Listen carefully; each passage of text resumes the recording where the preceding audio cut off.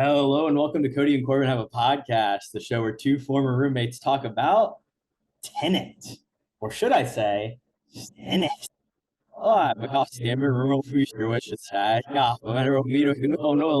it? Because the movie that's like reverse and backwards and there's time travel, Kody. Yeah, this is the second time we're doing this intro because we forgot to record the first like 20 minutes of the podcast, but we've got our all our takes really fleshed out, at least for the beginning.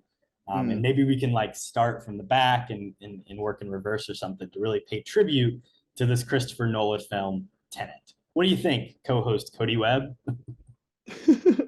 I'm also here. It's another episode of KHAP. Everybody get hype. Yeah, I think it's gonna be a great episode, man. Palindromes all over the place. Gonna be a fun one. Great edit off the top too. I don't really know how you did that, but that was pretty dope. We've done a lot of Nolan films on this podcast. This one is another one. That's all I probably need to say because it's kind of mid, which I didn't say before. But yeah, it'll be fun to get into. I think this is officially the fifth Nolan film we've discussed with Interstellar, The Prestige, Inception, The Dark Knight Rises, and now, of course, Tenet coming in at number 5. Maybe we'll hit 6 in an upcoming episode. I don't know. Oh, I think very likely. Also, we skipped The Dark Knight, the best one. So I don't know how he did that, but The Dark Knight Rises is probably more interesting to talk about just because it's complete shit. I think we will do The Dark Knight. We just need some space from Rises, probably. Hey, maybe not, but we're definitely going to do the next Nolan film. So we'll need some more space after that too for a little bit. Good point. We're really Nolaning it up here at the end of season 5. Before we talk about this, I did want to talk about the actor strike that is happening. Because of the way that we've recorded our last couple episodes in advance, this is the first episode that we've recorded after SAG-AFTRA has officially announced that they are striking. And I kind of just wanted to talk about it a little bit with you. So, what are your thoughts about it, Kody? Definitely a very important topic, especially right now. Obviously, it's all pretty much just going down. I mean, the actors have officially gone on strike, like you said. So definitely a massive deal right now. I think they're definitely in the right, basically off the bat. But it is tough because, like you said, everything in Hollywood is just basically on hold right now. And I mean, it's kind of a big thing too. Like we're saying, promoting stuff. There's tons of new stuff coming out like during the summer here.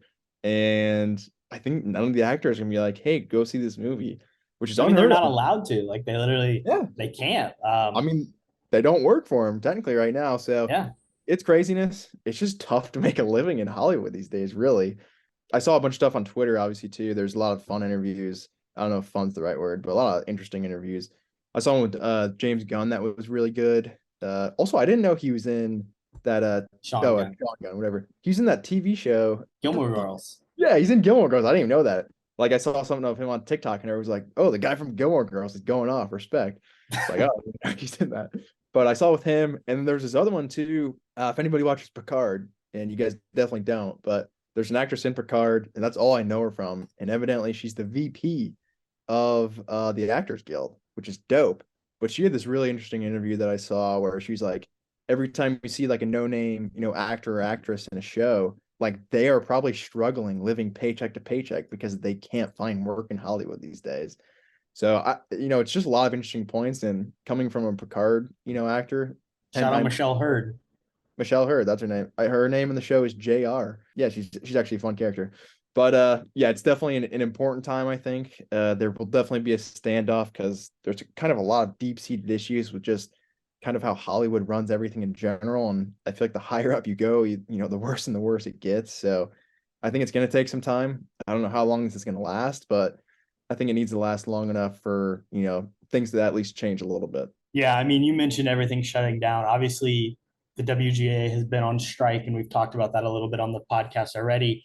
But SAG going on strike, especially at the same time as the WGA, is like so much bigger of a deal. It's like 15 times larger. There's 160 some thousand members of SAG. That's a huge group of the workforce that is completely shutting down. And in Hollywood, you can't really produce films and you can't shoot stuff without writers, but they've been doing it. You definitely can't do it without actors, right? So everything's done. You know, if something is shooting right now and was slated or was still, you know, finishing up production or doing reshoots, was slated for the end of the year, it's not going to come out. Things that are coming out next year are probably going to get pushed to later in the year. There might be even films this year that are done that are going to get pushed just because the studios feel like they need something to have to be able to release next year. You know, there's all sorts of different things to go into it, but I think this is a really huge, important issue that's happening right now. And neither of us are experts. And I'm going to throw some links down in the description.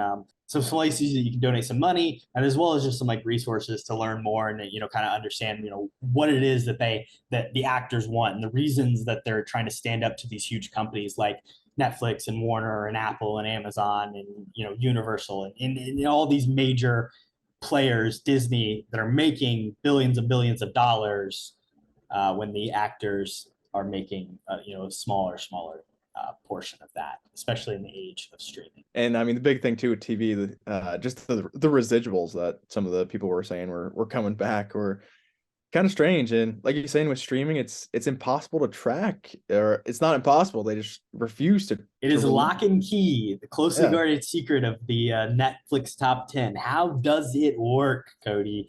Red Notice? Goat film. Still haven't seen it, but everybody else in the world has like that. This week I saw Kody 65, the Adam Driver picture from earlier this year made its rounds in the Netflix top 10. Oh, I'm sure that was #1 for like 8 weeks straight, according to their statistics. But yeah, kind of like residuals from that. I've seen a bunch of stuff on Twitter too, where like just like, you know, some smaller name actors, but like in big shows. I saw some like New Girl ones and some other sitcom stuff where like people rewatch that crap over and over and over, and like the residuals were nothing. We just don't, like, because they literally we don't know. Yeah, you know, but there's a potential that like this will become more transparent, and like we will now know when a TV show releases on Netflix how many people are actually seeing it.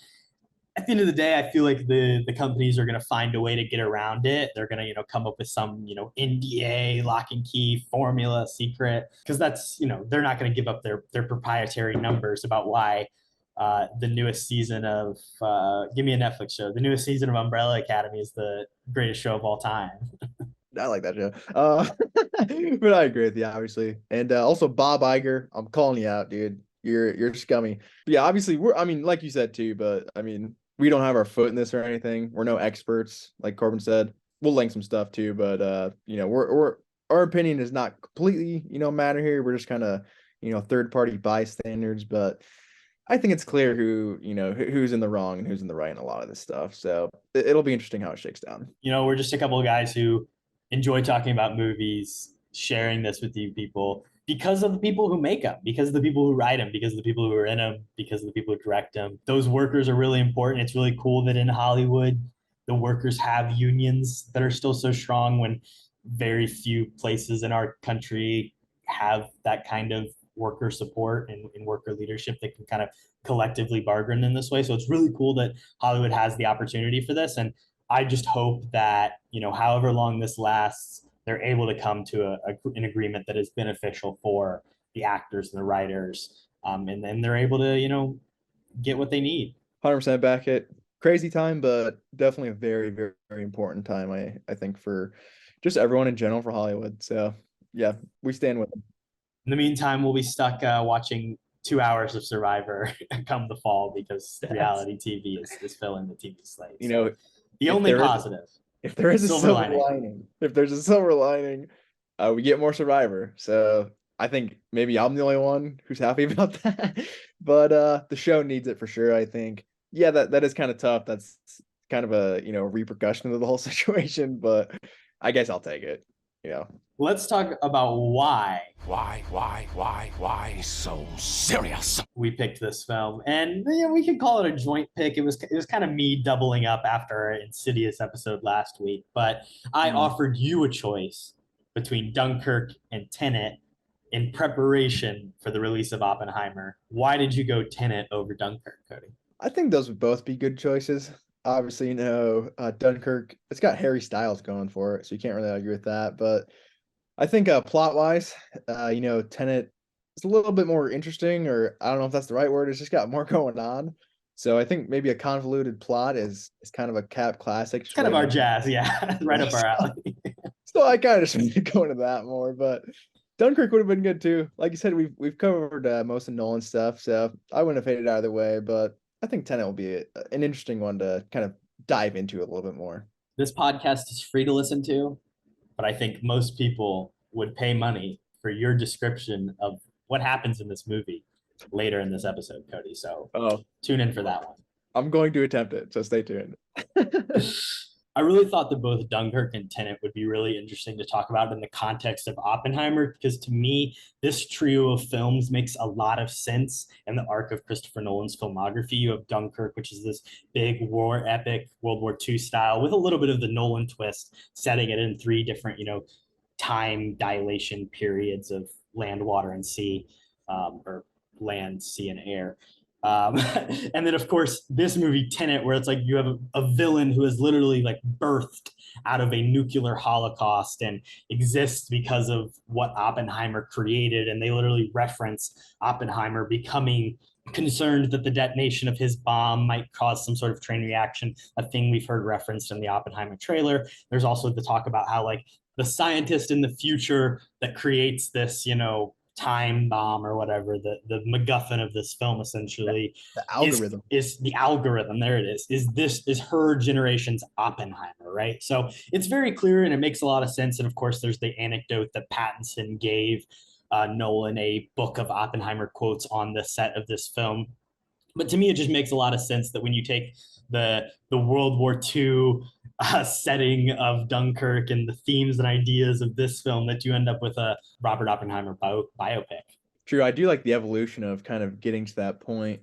And obviously, I think Dunkirk and Tenet are completely just drastically different movies. But when you do combine them, you do kind of get Oppenheimer. So I do like that. And also, I think it's funny too that we've had back-to-back Cap episodes here with an Oppenheimer reference. If you've not checked out our Snowpiercer episode, definitely do that because I think that was a good one. But they referenced there's a name drop of Oppenheimer in that one.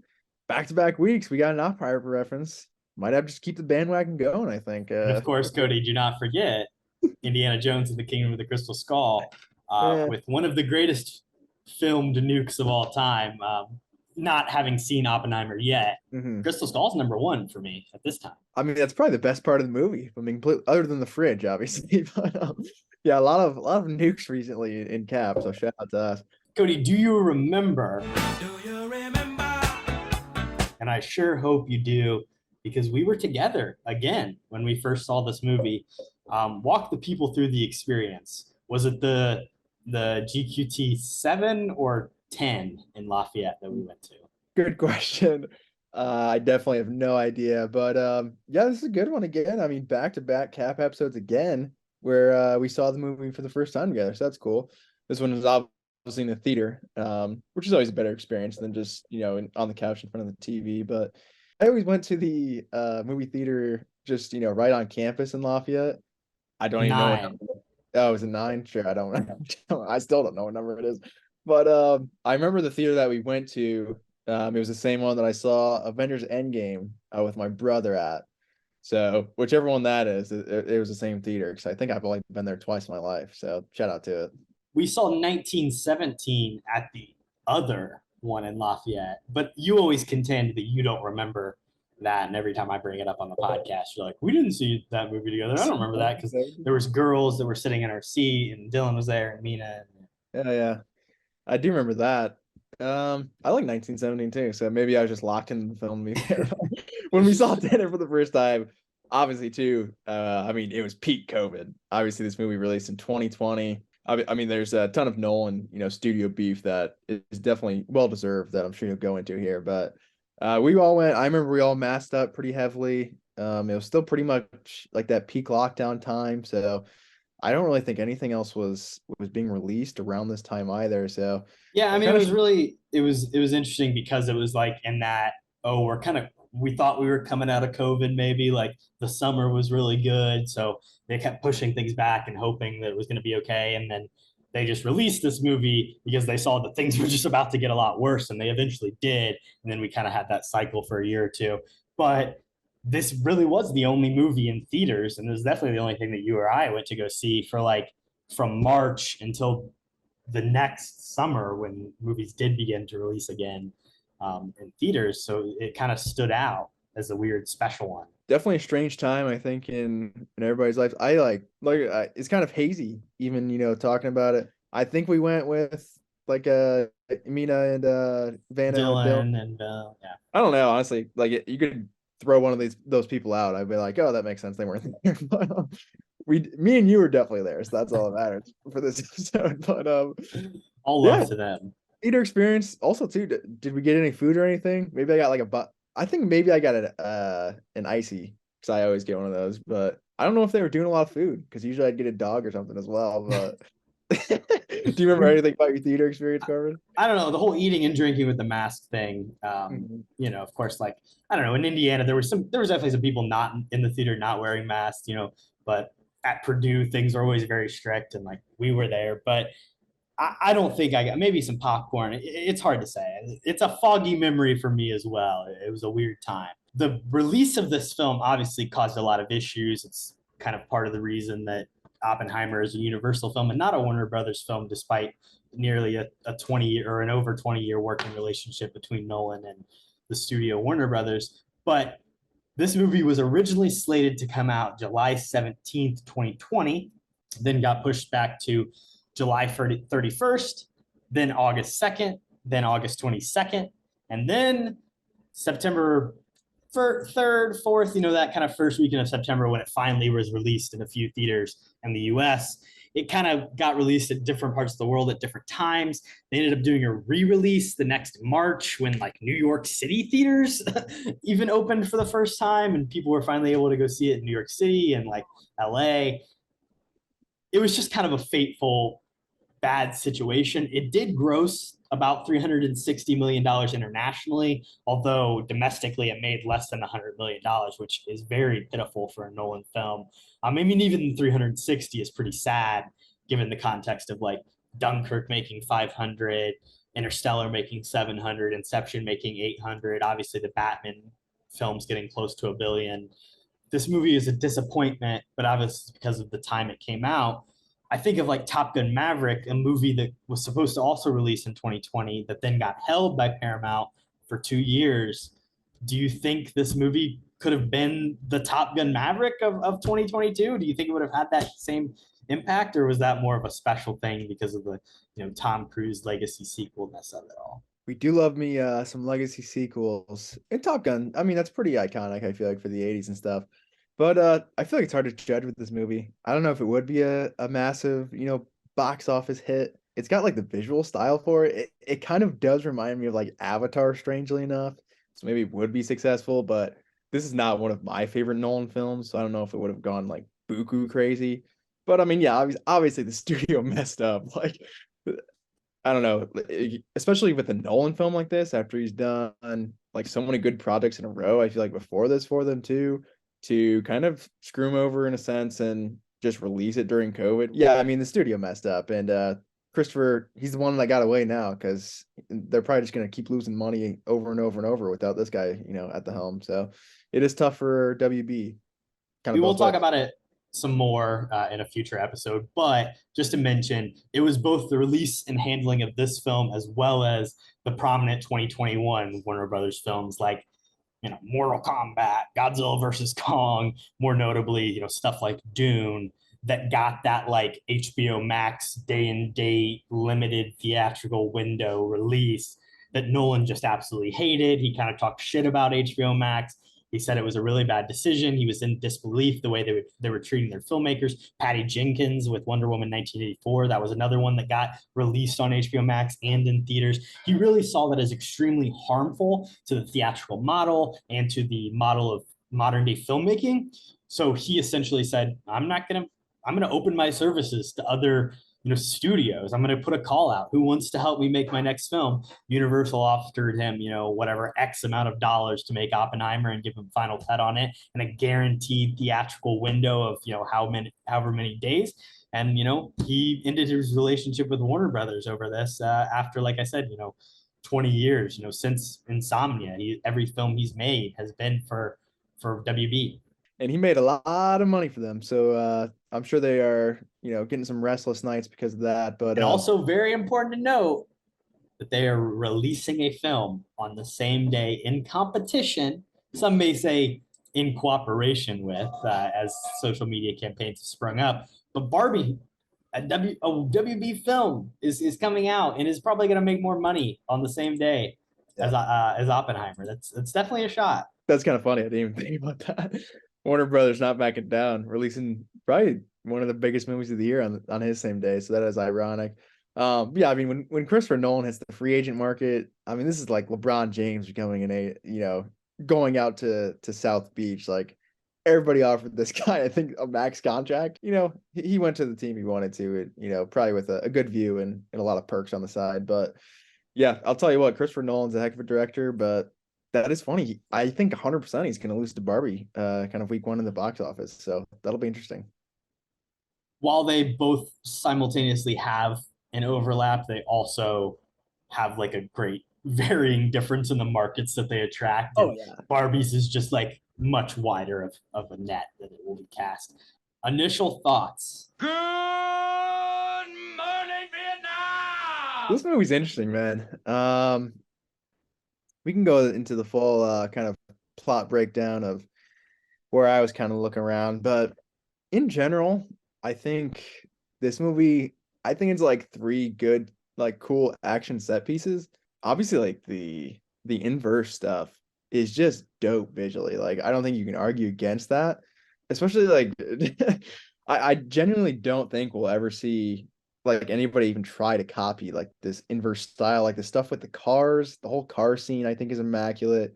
The opening, like I guess it's not the opening fight, but it's like the first inverse fight where and spoiler, massive spoiler, because I'm just been going off the cuff here, but we're obviously what I'm gonna call is his name John David Washington, is that right? The protagonist, yeah. I'm gonna call him Wash the entire video, so just observe that. But when Wash is like fighting himself at the beginning, I think that's a cool opening action. When he does again later, it's like, all right, I mean, I definitely saw this coming, but whatever. But the plane stuff is really cool, and then obviously the ending with just bombs inversing, going everywhere, cars going backwards. I don't know why, but I think that is visually dope. We could dive into the story here because the more I think about it, the more I don't understand it. But I'll throw it to you first. What's your initial thoughts on this stuff?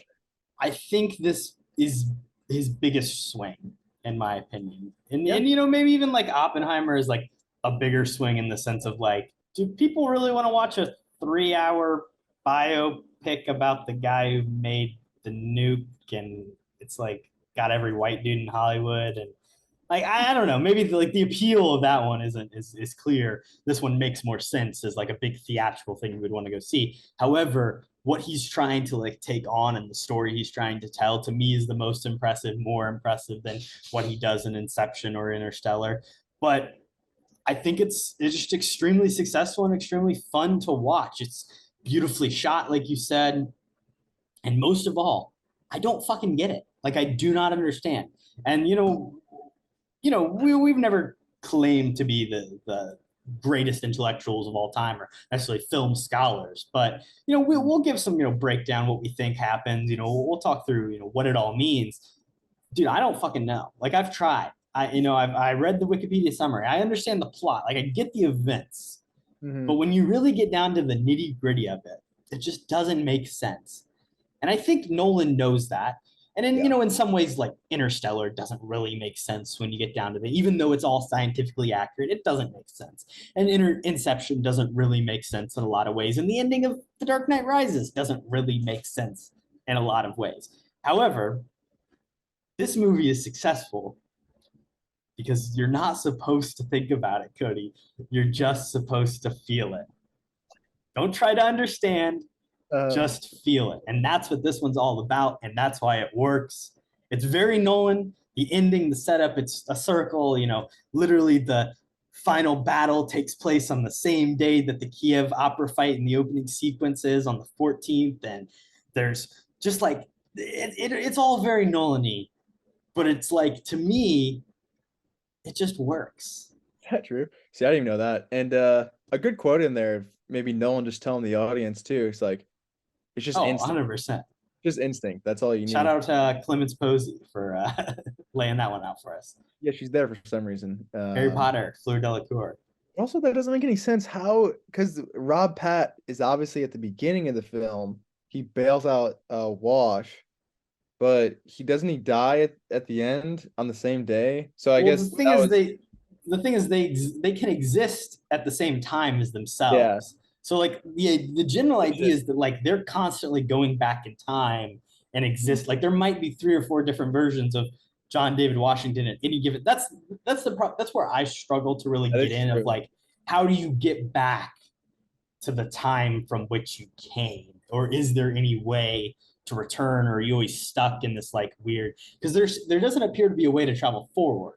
So like, how does, in a way we're getting, I mean, we're really jumping into the weeds here of bad, but like, how does Elizabeth Debicki's character Kat return to her timeline with her son following the events on the boat? She jumps off the boat, then what?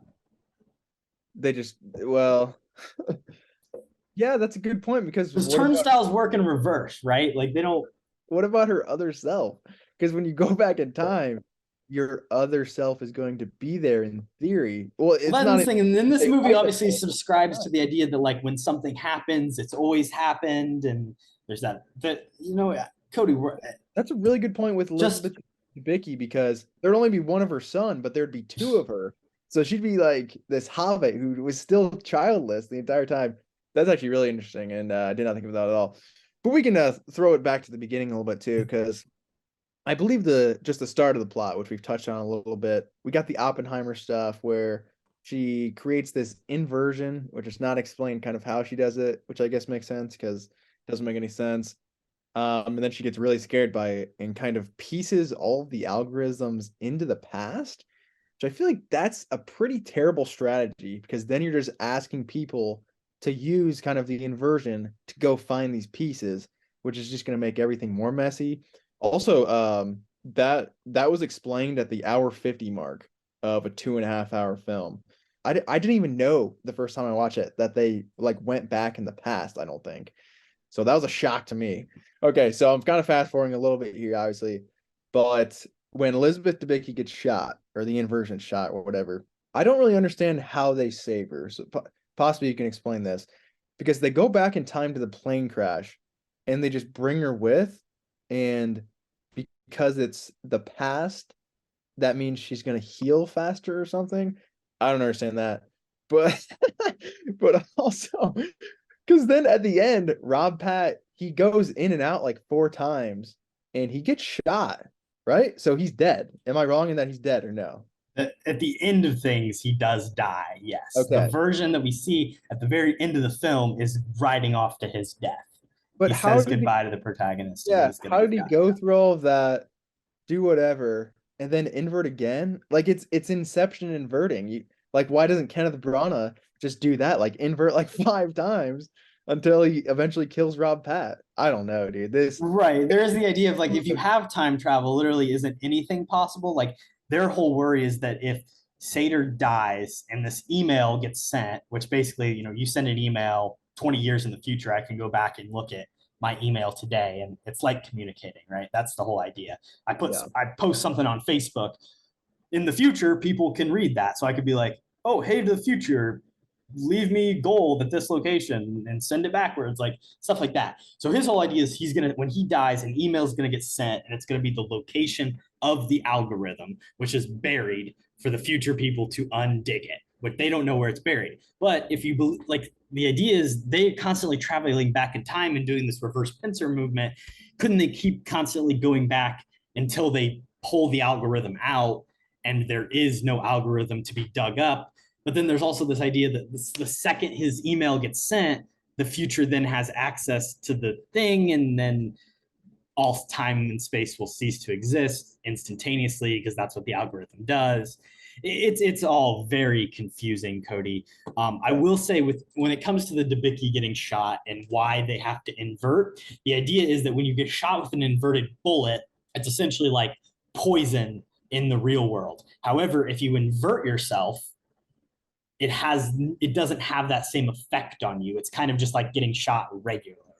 So you're inverted, and she gets a couple days because in inversion, time travels at the same speed of regular time. It's just in reverse. So they spend like 3 or 4 days on that shipping container on a boat where the days are going in reverse, and that gives her enough of a chance to heal. They then go back to the airport at Oslo 4 days in the past, and she returns to the regular world, having her 4 days of healing and letting the bullet kind of let that poisoning stop, basically. I guess that makes sense. I guess like an inversion bullet was a massive deal, which It's because there's like some radiation that's happening as well. So like when she gets inverted, then she becomes the radiation of that makes sense. Always just throw in radiation. I feel like no one that explains everything. But the more that we're talking about it, like it kind of makes a little bit more sense. Like, because I remember a specific line where it's like you're thinking of time still like way too linearly.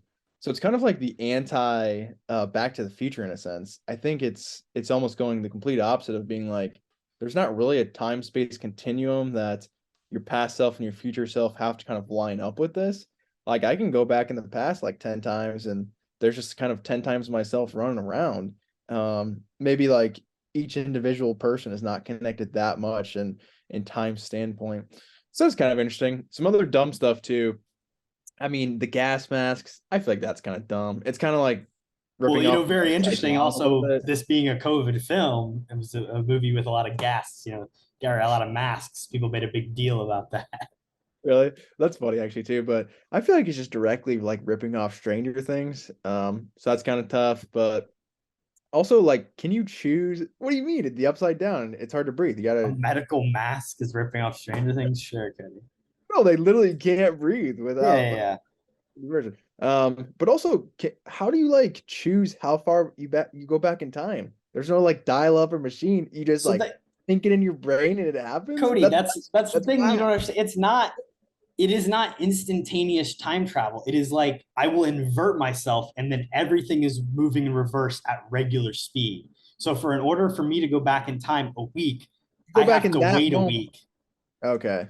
I just invert myself and then wait a week. And then now I've gone back in time a week. And then I go to a turnstile again and re-invert myself, and I'll be in the past now moving forward. Actually, fair enough. I did not know that. So I do appreciate So you that's explaining. how it works.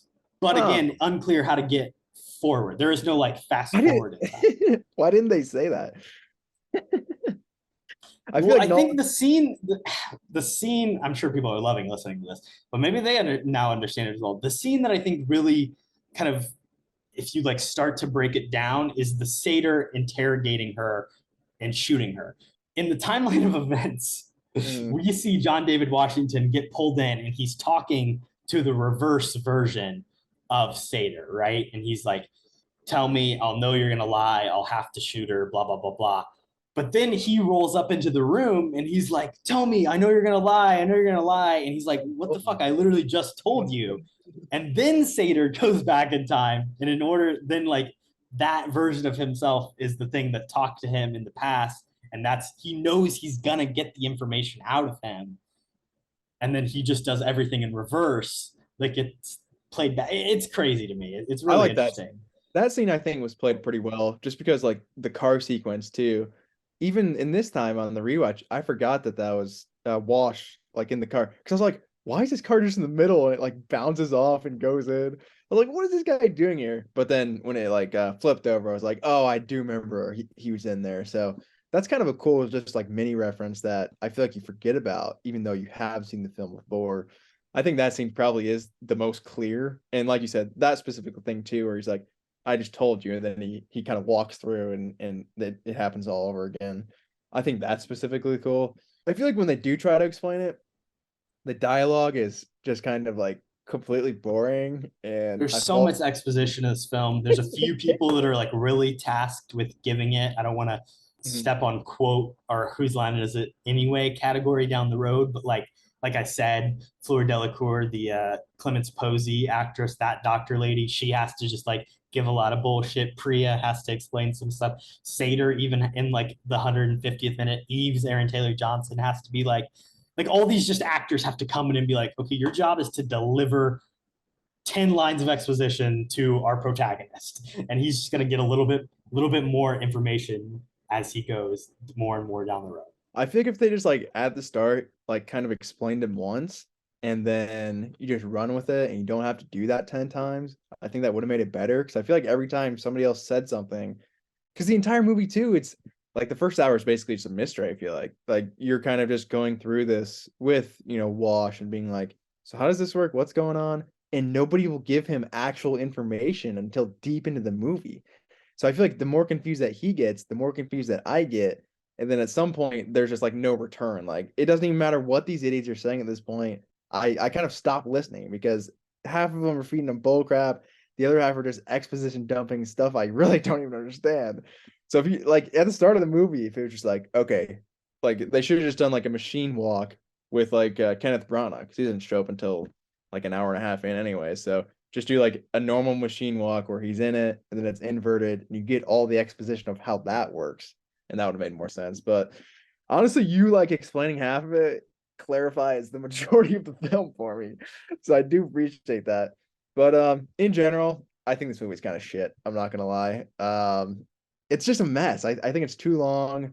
We'll get into it more, but this may be one of my least favorite Nolan films. But it's still not bad. Like I said, those 3 action set pieces are freaking dope, and I will watch those all day. But everything in between, it's kind of take it or leave it for me.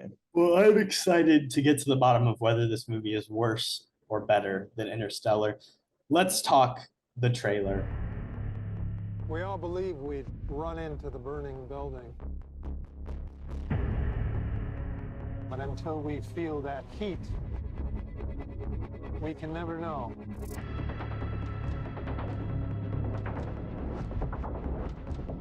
You do. You chose to die instead of giving up your colleagues.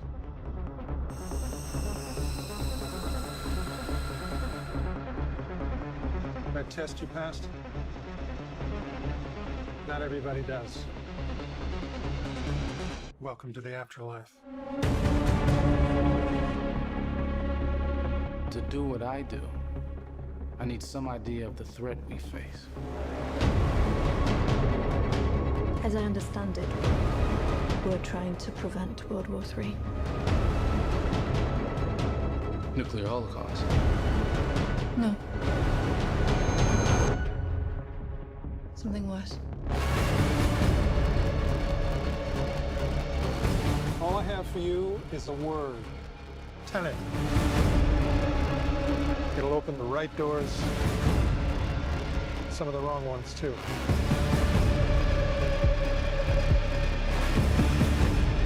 You have to start looking at the world in a new way.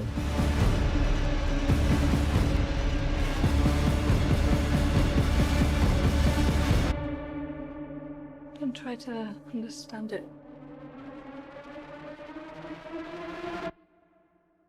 Feel it.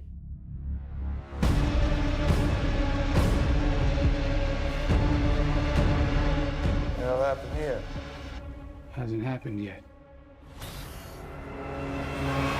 Powerful stuff, that trailer, I can really say. You know, I think it was interesting because like the first 50 seconds of the trailer are essentially Martin Donovan dialogue, who's only in the movie for maybe 5 minutes at the beginning, but he's kind of like doing all the setup. I know you mentioned that you kind of like forgot that this was a time travel movie. I would say due to kind of like the general secrecy about this project, about what's happening, even, you know, not a lot of information is given away in the trailer. Like, I just don't think they want you to know it's about time travel necessarily. Like you see stuff being reversed, but it's very much a mystery of what's going on. 100%. I think they do keep most of their cards pretty close to the chest, which I'm a fan of, and I would assume that Nolan had a decent amount of say in that. But I think it's a decent trailer. I mean, it just teases kind of those 3 set pieces very well. They do give a little bit of the car away, but that's not even like how it is in the movie, because obviously those 2 specific scenes that were cut together to look like that are like a half hour apart, I think. But just in the trailer, obviously you can do that. But I thought it was an effective trailer. It has kind of that Nolan-y music, I feel like, which all of his trailers do, which I was a fan of. But yeah, what are your thoughts on it? Yeah, I thought it was pretty solid. Obviously, you get the from Christopher Nolan really marketing it on his name.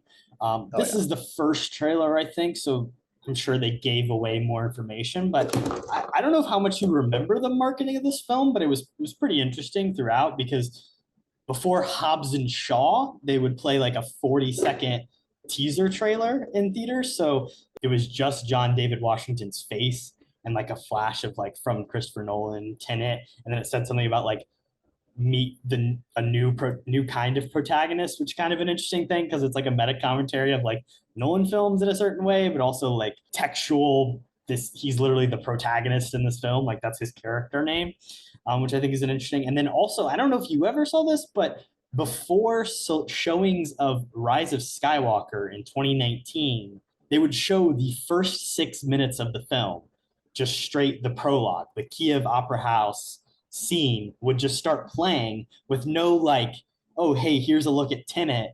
And it was really confusing. I remember it, I think it happened to my brother, it happened to me, where like you would go in and see the movie and it's just like the fucking opera scene, which is disorienting in itself in the film, but even more especially so before a movie like that. That is very strange marketing, honestly. I do not think I saw that in front of Rise of Skywalker. Well, to be fair, that's probably better than most of that movie, but somehow we didn't even talk about the opening scene too, because it's really inconsequential to the rest of the movie, strange enough. But I don't really like the opening scene at all either.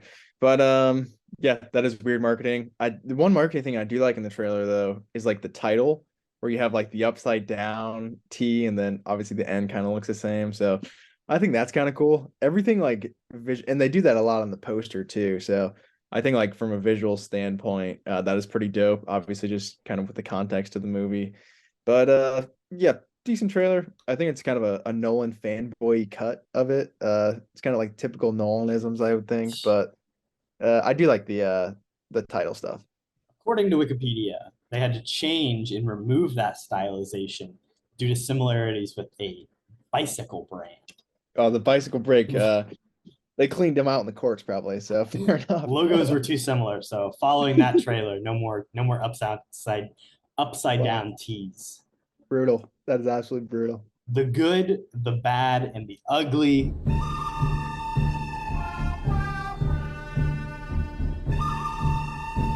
Let's start with the good. I mean, I think the thing that you can appreciate about Nolan for the most part is that he is like a very original storyteller, and he's one of the few people that's like putting out films at a large blockbuster, big budget level and still doing it from his like own scripts, his own source material. Obviously, yes, he made 3 Batman films, but I don't see him ever really working in that world of IP in the same way. And I think this movie is just so unique because of the original inventive storytelling that he brings. It's also just really cool to see like big movie stars doing like movie star shit on screen. I don't know. I think this movie has a lot of great stuff about it, but I'll throw it over to you to hear a little bit of your thoughts. Yeah, I think this movie definitely has some bright spots in it. I mean, I will any day of the week watch an original Nolan film. So, if I come off a little bit negative in this podcast, that's just because I'm a picky guy. But I mean, there's no way I don't think anybody else could really make a movie like this and have it be successful the way this is. So, shout out to Nolan, heck of a guy. This movie's definitely better than Interstellar, I would say. There's no question about that. The first hour of this movie, like I said, it's kind of different from the rest, but I think possibly I like it better than the second and third act. Mainly because Kenneth Branagh has nothing to do with it, in a sense, or he's not there at least. And it's kind of just like I was saying too, exploring kind of the inverted stuff. Michael Caine's there. Mike Cocaine, has a good scene, I think, with Wash, but it's kind of just like the fish out of water from an audience perspective, because you're like, this looks really, really cool visually, but I don't really understand how it works.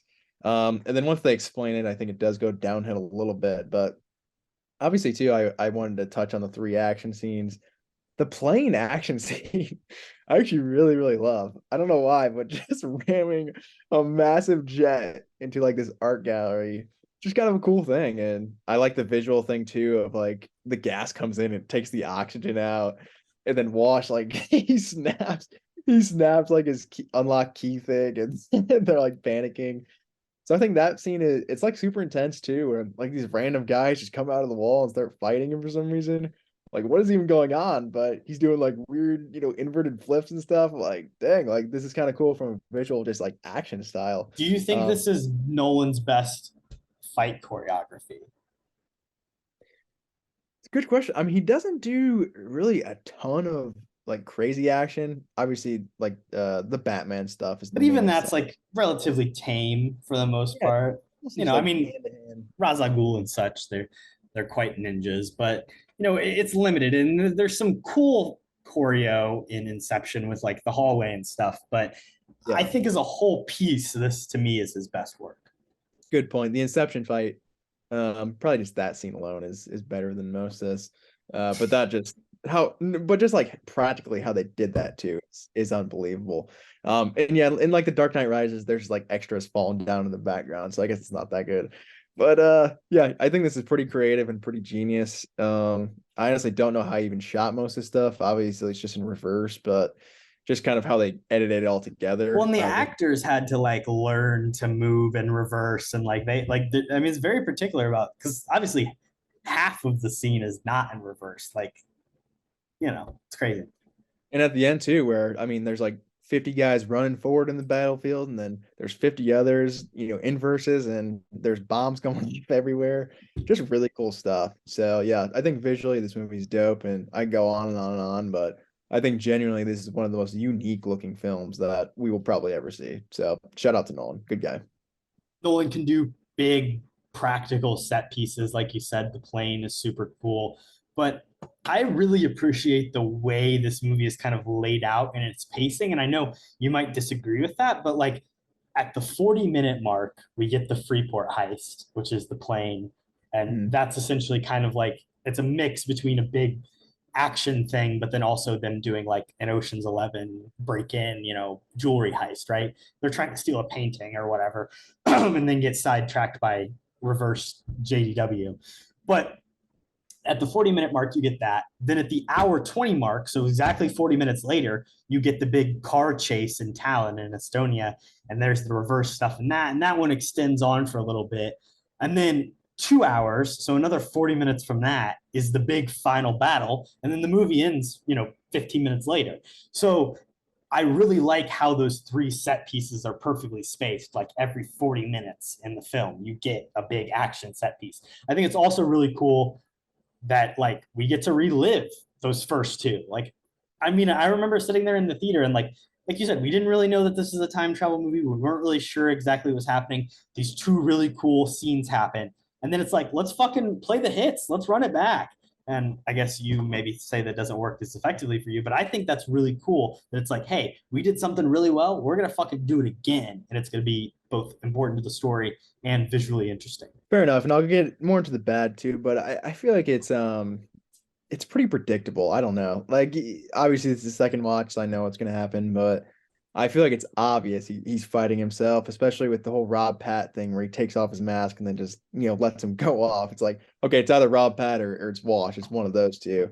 And yeah, obviously the more and more it goes along too, you're like, Robert Pattinson, he literally knows everything. So I wonder who hired him. Oh, it's definitely not, Wash, but whatever. Also, another good thing, speaking about Rob Pat, I think he's really good in this movie. I think he is my standout performance, 100%. I don't know if I've seen Rob Pat be, bad in too much stuff.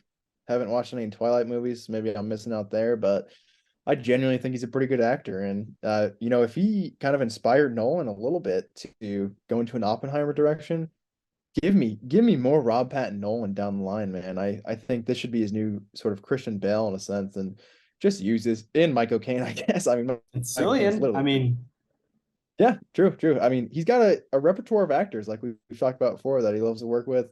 Give me Rob Pat with all those people kind of moving forward, and I'll be happy because I think he is by far, at least out of the kind of the main three or four here, the best, very, very easily. I got to shout out John. I mean, I think all of the performances, the three main ones, Debicki, Washington, and Pattinson are good. We might talk about Branagh a little bit later, but I think John David Washington is good in this. I think he's a revelation as a movie star. I'm excited to see him be in some more stuff like this. Maybe The Creator this year coming out later, kind of leading a sci-fi film, as opposed to bad Netflix spy thrillers like Beckett or whatever else he's done. But I think he's really good in this, and I think it's really cool that Nolan chose him as opposed to doing the typical analog version of him. Pattinson is his analog in this film, but he's not the main character as he often is, like in Inception or even Batman. He's always styling his leads as himself. And it's cool that Washington, it truly is a new kind of protagonist for Nolan. True. Maybe that's why they say protagonist about 100 times. That's totally not annoying. But one other thing they do say a lot too, which I do like, they toss around the word Tenet about 100 times in this film, and it's a code word, man. I kind of dig it. I'm not gonna lie. I'm not gonna hate on it. It's kind of like the cool mythology even in this movie of like, obviously like this was founded in the future, but all these people in the past are like a part of it. I think that's really dope. And just in like casual conversation between like two people who like are probably going to kill each other, and then they just like bring up Tenet. It's like, oh, okay, we're cool. Like, it's a complete get out of free jail card, I feel like. And roll credits a lot, but I like it. I'm a big fan of the title and the way they use it. Are you familiar with the Sator Square, Kody, and its significance to this film? Is that the box thing they're looking for? I don't know what the Sator Square is now. The Sator Square is a basically Latin palindromic set of phrases and words that dates back to like Pompeii. And it's basically a list of phrases that when you line them up, no matter which way you look at it, they work forward and backwards. So the words are satyr, of course, the villain of our film, a repo. That's his name. Oh, a repo, the painter guy, Tenet, which in itself is a palindrome, and then the opposite of a repo is opera, the opera house of the film, and the opposite of satyr is Rhodos, which is the company that satyr owns. So like each of these things, but then also like when you look at it in a box, the RO makes opera down also across. So it's a cool thing. Throw up a picture or whatever, Satyr Square, cool. Yeah. But yeah, so that's it's a very Nolan thing of like, that's where he gets a lot of the names and ideas for this film. And then Tenet being the center of it all. That's even cooler. So I love that explanation. Yeah, that is pretty dope. Shout out Satyr. I don't really love that name, but because opera too, that's what Wash says to Kenneth Branagh right before he's gonna kill him too. He's like, how do you want to die? And he says old, which is actually a really good line. And then he's just like, oh, you ever been to the opera? He's like, oh shit, all right, this guy's cool. So it's kind of the same get out of jail free card. I love that. Shout out to the opera, a man of culture. And speaking of music, I gotta shout it out, Kody. I'm gonna do it. The composer of this film, my boy, Ludwig van Göransson, is the composer because Hans Zimmer was unavailable to do this film because he was busy scoring a little film called Dune. Shout out Hans Zimmer. But really because of that, Zimmer said, well, here is who I would suggest as my replacement, Ludwig Göransson. And Christopher Nolan said, okay. And I think the score of this film is fantastic. If we get into the bad, the sound mixing is not great. And we've talked about this in Nolan films in the past. We even talked about it when we saw this film in theaters. It is hard to understand the characters at some points. And it is almost better to watch this film with subtitles on because Nolan purposefully blasts the music and the score so much higher than some of the other audio tracks at times. That was 100%. That probably would have been in my initial thoughts if the plot didn't just befuddle me. But yeah, I mean, the mixing in the theaters, that's probably why I didn't understand the movie even more too, because like the first half hour, every time they're on like a boat or something, I could not hear anything they're saying. So subtitles, that's a constant for me, honestly, when I'm watching media, in my at-home setup.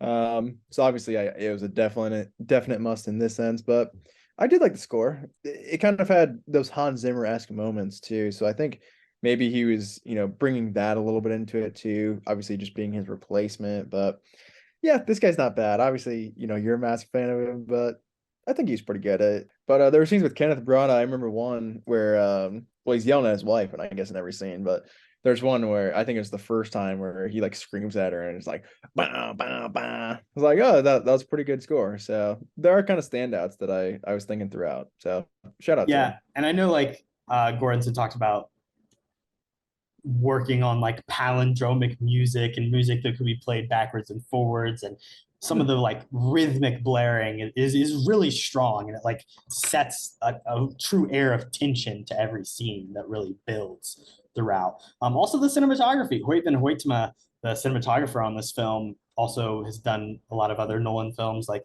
Interstellar and Dunkirk, and even this Oppenheimer movie coming out this weekend. But he also shot Nope, which I think is just like an absolutely stunning film. So the visual style is very impressive. Oh yeah, everything visual here is amazing, and I really like Nope too. So yeah, shout out to that guy as well. Let's talk about the bad. Kody, take it away. What's bad about this film? I'm fiending. I am absolutely fiending. Off the bat, dude, I don't know. I don't think I buy John David Washington as a good actor. I thought, when I saw Amsterdam, I was like, because and you can go back to some CAF episodes here, but I believe my review of it was like, there's something off with the dialogue. I don't understand why I don't like the dialogue. And I think there is an issue. Obviously, there's a lot of issues with that movie, but I think low-key John David Washington may be one of them in hindsight. And again, the dialogue in this movie too is kind of similar, where it's just like it's trying really hard to be like super quick and super quippy and interesting. I'm just not a massive fan of that style. I feel like, especially if you do it in such a long movie with such boring characters to start off as well. But yeah, Wash's performances here, I don't know, just like the way he talks, I feel like is so unrealistic.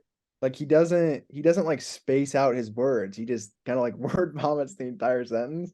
I do think he's a good guy. I like him overall, but I just don't think this is the right character for him. And same thing in Amsterdam. Kind of like the quippy, fast talking guy. I don't think that's who he is. So I think you should maybe stay away from those a little bit. What I will say is like I think your mileage may vary on the movie, but I think he's actually pretty good in Malcolm and Marie, the him and Zendaya movie, where like he's being forced to deliver like a lot of very hoity-toity Sam Levinson, I'm a director and I've seen movies dialogue, but he does it pretty effectively. The thing is, in this movie, his style of acting is like, I don't buy him as like a regular real person, and I don't think he works in like a like I don't think John David Washington in like a dramatic, like emotional performance or like a rom-com really makes sense.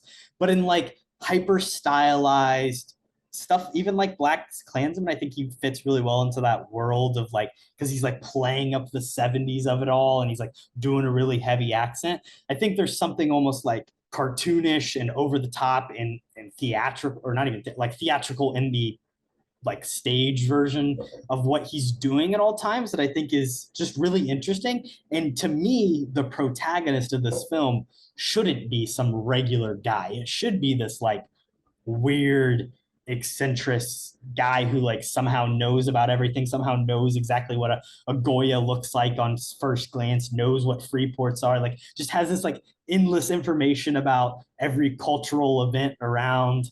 I don't know. He works as a spy to me, and he works as our unnamed protagonist. You just contradicted pretty much everything I want to say here. So first with this, a couple of things on Wash though. He's really good at doing pull-ups, so shout out to him. I think that's mad impressive. He's a former football player, so like the physical acting, like that stuff is really good. Oh yeah, I agree. Put him in a bunch more action movies too.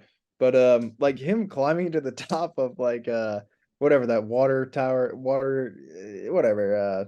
What's the fucking word for it? The wind turbine. Yeah, there you go, turbine. Yeah, when he's in the turbine and he climbs all the way to the top, and he's legitimately doing like 10 straight pull-ups.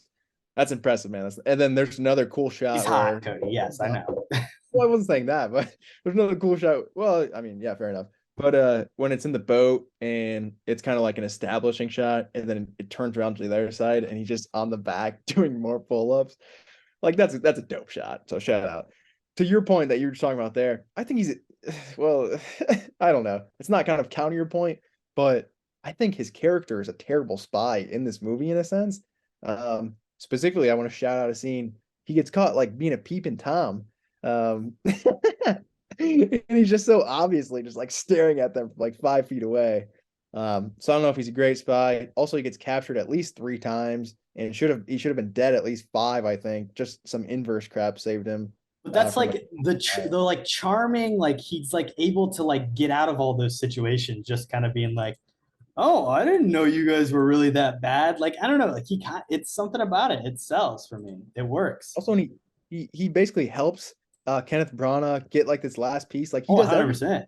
he sets it all up, and then he's the one who gives it to him at the end too. And the other thing to touch on what you said there too, but I really dislike that his name is like just the protagonist. I think that's really lazy writing. Maybe it is just kind of just like Nolan's thing, because obviously I don't think, did he write this entire script? I don't know. Probably did he alone? I hope not. Jonathan, maybe. Well, Jonathan Nolan action. Yeah, Johnny Boy's always there with him too, I guess, to be fair. But I guess in a sense, like you said, it is a bit of a different protagonist because it's not like Nolan putting himself in the protagonist. Maybe it's kind of like Just a meta. written by Christopher. Well, fair enough. Maybe it's just like a meta, his own thing, where he's like, I'm gonna make a completely different protagonist from what I always do, so I'm gonna call him the protagonist. I guess that's fair, but I don't know. It's just stupid. Like, just give him a name. Everyone else in this freaking movie has a name, except for John David Washington, and I'm not gonna call him the protagonist, so I gotta come up with some dumb nickname for him. Gosh. Yeah, but I really dislike that. I have a couple other things too, but I want to hear your thoughts on some of the bad. Okay, so we've already clarified that this movie doesn't really make sense when you start to think about like how time travel works. And I mean, any time travel, you get into the grandfather paradox and blah, blah, blah, blah. Like, it's just, that's the problem. When you try and put it on film, like you have to come up with a be all end all solution of like, what are your rules for time travel? And I think this movie kind of, like I said, just says, fuck it, whatever. Like, we don't really care, and we're not going to explain it to you. And while that does work when you just let it wash over you, when you start to think about it, it is bad and it is poor in the making of this film. Also, the final battle, we talked about how it is a really cool set piece and an exciting fight. When you're watching it, it is impossible to comprehend what is going on, who's fighting who. I literally, do you see villains in that final fight? Like, I don't know who the bad guys are at any moment. It literally just looks like it's the good guy forces fighting each other from different time, like ends. Like, that is the biggest complaint I have about this film, is that the final set piece is literally incoherent to watch. It is cool, but I cannot follow what's happening. Yeah, that is fair. I guess you don't really get any glimpses of kind of who they are fighting, other than there's just bombs going off. But you just see like the blue team and the red team just like running both around. shooting buildings from different sides of the time. They were shooting the car that Rob Pat was in. Yeah. For no reason. So I think they're just shooting everybody who they kind of don't know, I guess. But yeah, kind of just a mess overall, I guess. But I don't know. I feel like that is kind of a weird set piece in a sense too. Like, maybe did COVID affect that a little bit? Because it's like this thing. This movie too, was like, shot entirely before COVID. It was done. Really? I would have been shocked if it was like, oh, like maybe they ran out of the budget or something too, because it's just like an abandoned random town and there's kind of nobody there. I thought that was like 12, dude. It's Sater's former home. I don't even, and that's the whole thing too. The whole Michael Caine conversation, I don't even know like where that came from. And then at the end, he's like, "Oh, Michael Caine told me this." I was like, "Sure, dude. I don't remember that, but let's go there." But yeah, I do agree with you there. And kind of on those lines as well with Kenneth Branagh. Might as well just keep talking about him because I don't particularly love his performance here. I think Kenneth Branagh is acting. He's an actor, and he's also very Russian. He's Russian. We get it, dude. You're a Russian bad guy, but I think he's milking every single line that he has here, and I don't love his accent. He's in the River of Ham, some might say. Yeah, he's deep in there, but yeah, I don't love his performance. Obviously, his character is just a real dick, so that doesn't help either. But I don't think he's the best. Although Kenneth Branagh is clearly an actor, I don't think he's good. He's also a director. I think his performance is not great, but as like essentially the Bond, because that's the other thing we haven't really talked about. This is like Nolan getting to make a Bond movie without the permission of the family that has control over those things, because they'll never let Yeah. Christopher Nolan make a Bond movie. But this is him doing it. And Fair. as a Bond villain, as a big, big evil bad, I think he's fun and campy. However, him and DeBecky ever having some sort of romantic relationship that, like, in the first place, I don't buy at all. Like, it makes sense that they'd be estranged now, of course, but like I just don't see how they were, even in the scenes in the end where like they're supposed to be like playing up their relationship that they once had. Like, to me, like I don't see how she was ever in love with this guy or how they ever had any chemistry. And those two actors don't have any chemistry together. Yeah, that's a good point. I mean, I feel like the entire movie it's Wash and Becky who kind of actually have some decent chemistry. So that's kind of out of left field. I mean, and they have obviously, like, a young kid too. Like they shouldn't be that far kind of apart. I don't know at that point, but obviously in like situations of power and money and dynamics, like things can change, and he's has a hold over her, right? And like the situation she's in is unfortunate. However, I don't think really Christopher Nolan is like any expert on that, or like on female interests or female stories, or like being stuck in a power dynamic like that. So to me, it's like just a half-assed attempt at creating depth and a female character in this movie, which may even get into the ugly as we go. I mentioned the sound mixing as being bad. I do want to hit on that as well. Like, this movie without the subtitles, like you said, it's already hard enough to understand. Don't make it even more harder. And especially when, like Nolan said, it's like an intentional choice. I just think that's bad. And then the last thing, Freeports, Kody. I just want to, I mean, what the fuck's the deal with Freeports? I mean, we're not talking about Freeports enough. I'm not saying it's a bad thing about the movie necessarily, but did you know about Freeports? I wasn't particularly aware of them. I mean, do they even exist? I feel For like real, man. Freeports. They could be making up crap, and who knows? But Nolan has to, I mean, he's like exposing the truth with this Good for movie. I him. guess he has an agenda to talk about Freeports. But yeah, he's doing a lot with the film. I don't hate that. I mean, it is kind of a bogus profession, if I'm being completely honest. Doesn't seem kind of the most legitimate, but hey, you do you at sometimes. I did want to hit on too. I mean, what you're saying about this being like a Bond film, I never even thought about it like that, but it low-key is. I feel like if you take out kind of the time travel stuff, this is a beat for beat Bond film. Like you got the Bond girl, you got a crazy, psycho killer villain who's gonna take out the world, really over the top, and then this really like stoic hero who kind of the entire time is just doing it for the girl. I feel like low key. Yeah, that's kind of an interesting. I would 100% want to see Nolan direct a Bond film. I'd pay good money for that. he's technically British. They should let him have it, but they never will. What do you mean technically? Is he Well, not British? he like grew up in America, and so like he's. Oh, he's an American. I think he's He's not technically, yeah, he's British American. So. He's got an accent, so I mean, yeah. Yeah, but then like his brother doesn't. I think he grew up in England for some of the time, so he has an accent. Then his brother doesn't because he lives in America. I don't know. They're British American. Shout out to both of them. Shout out to the Nolans. Shout out to the ugly, because Christopher Nolan, not known to write good female characters. Obviously, you have all of the Bale girlfriends, and then of course in Inception you have the dead wife.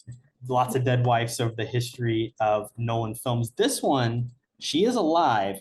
However, her only motivation is just that she has a kid, and that seems to be like the only thing that Nolan can really like latch on to. Of like, well, if I'm gonna have a woman here, she's gonna have like a kid, right? Because that's like, oh, that's the only reason she would want to save the world, if child.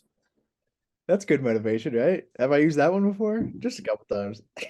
But yeah, I'm on the same page. I mean, also her entire kind of storyline is just she's being blackmailed by her husband. Like, I don't know. I think Elizabeth Debicki is great. I think she of the Nolan female characters, she's probably one of the best written, which is sad to say, but I think it is at least positive to recognize that we've got a somewhat developed female character as opposed to just dead wife living in dreams, or dead wife not being talked about as I go off to space, blah blah blah, et cetera, et cetera. She's there more at least.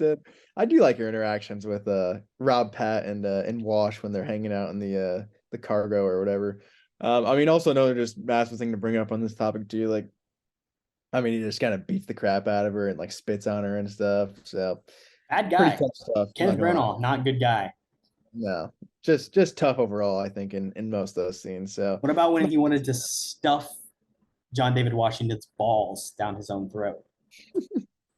that's kind of funny though. The way he described it too, it's like I feel like this guy is crazy enough to kind of go to this lengths to see, somebody he dislikes a little bit, just suffer a little bit more. So I've never kind of heard that before. I don't know how you stuff somebody's balls in their throat, but cannot be, fun going through that. So yeah, I wish that was kind of a visual thing we saw because I'm sure no one would tackle that firsthand. But Also, like we mentioned it, like John David Washington, him being the protagonist of this film is a big deal because it's like one of the first black people that Nolan has had in a film, period, much less be the lead of his movie.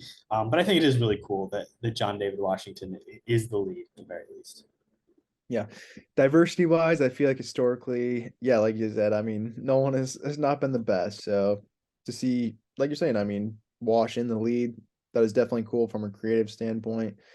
He didn't continue it on with Oppenheimer, unfortunately. He said, "Oh, I used Wash for this He one." had to I think he overcorrected in the other direction. Yeah. He's like, how many white guys can I find? It's a little unfortunate. Yeah, pretty tough on that angle too. But hey, got to keep it historical, man. Got to be realistic. Bullshit. Any other ugly, Cody? Yeah, that's pretty much it. Nuclear Holocaust, not great. Well, it's worse than a nuclear holocaust, whatever that means. But Time. a time holocaust. Brutal. Let's take a quick break and we'll be right back. And we're back with Whose Line Is It Anyway? Welcome to Whose Line Is It Anyway? And we've given some quotes and guessing who said them. I've got a great one, Cody. Yeah, Best quote of the movie. I think mine are pretty bad, honestly, this week, but I'm interested to hear yours. I need big guns. Guns that make a point without being fired. We need a fast car that doesn't look fast. 4 heavy vehicles, all different, plus coach, 18-wheeler. One has to be a fire truck. Most of all, we have to set this up with nothing on the record, nothing electronic, nothing paper. And they definitely used some paper. But that was my boy Wash. Good dialogue. I like that scene too. The kind of just ramming the guy with the big trucks. Haven't talked about that, but the thing is, in the pacing of this film, I love how like the setup of each heist is so quick. It's not like a huge planning stage. We see Rob Pattinson take his one visit to the Freeport, and that's kind of like hyper cut into a montage of 30 seconds, and then they're instantly robbing the place.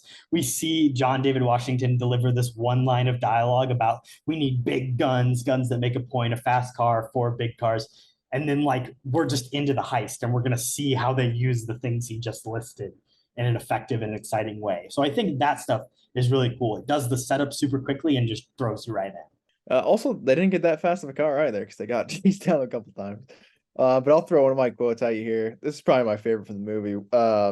When this was said in the movie, I immediately paused it and made sure I got it exactly right. So be prepared. But there's a couple quotes that like I was close to doing, but I was like, I already have 2. I don't need to do that for every absurd line of dialogue in this film. Excited to hear what you wrote down.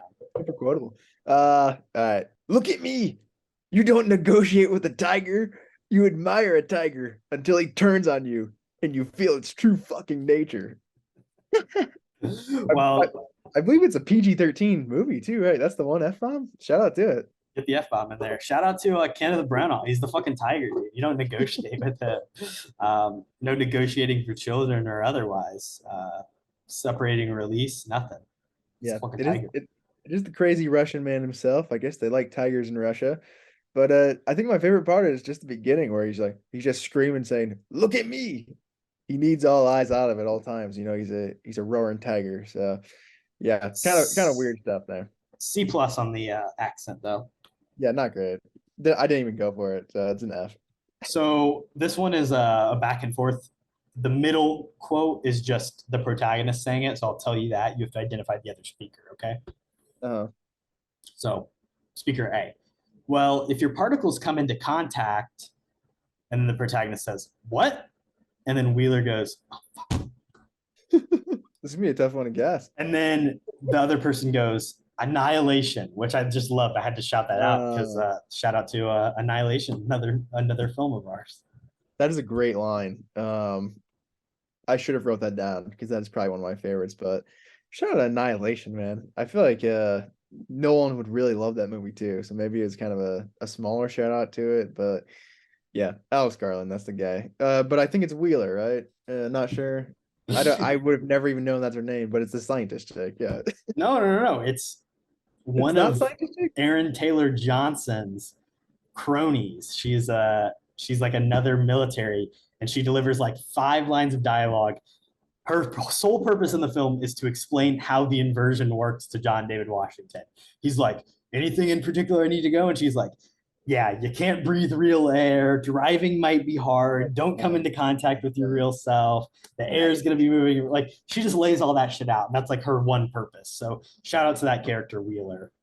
Her and Mike O'Kane really carrying the exposition, but yeah, fair enough. I completely forgot that character existed, but I think this probably also goes into the ugly, but I guess it's important to mention that, like, outside of Debicki, every other female character in this movie's role is to like just show up and deliver exposition. So it's like Clemens Posey as the doctor just explains like the very initial basics of inversion, and then you get this Wheeler character that explains the very basics of like what happens when you go out to the world as an inverted person. And then you get, maybe it's Wheeler again or a different character, I honestly don't remember, that's like doing the debrief of, okay, we're going to do a temporal pincer movement, and you guys are going to be team A with the red, and they're going to be team B with the blue. And like, that's what the rest of the female characters in this movie do.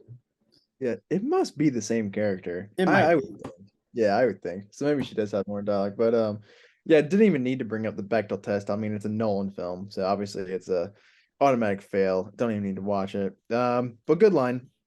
I have one more for you, and I don't know if you're gonna get it. This may be the shortest quote of all time, and is whose line is it anyways? Pre-retirement as well. So shout out to it. Are you ready? One word. Oh. Oh. Oh. It's awesome. It really is. My prediction is it the guy who's driving the car that sees John David Washington walk out after he kicks the dude's asses at the restaurant, and then he's like, oh, and then he drives off. Is that the answer?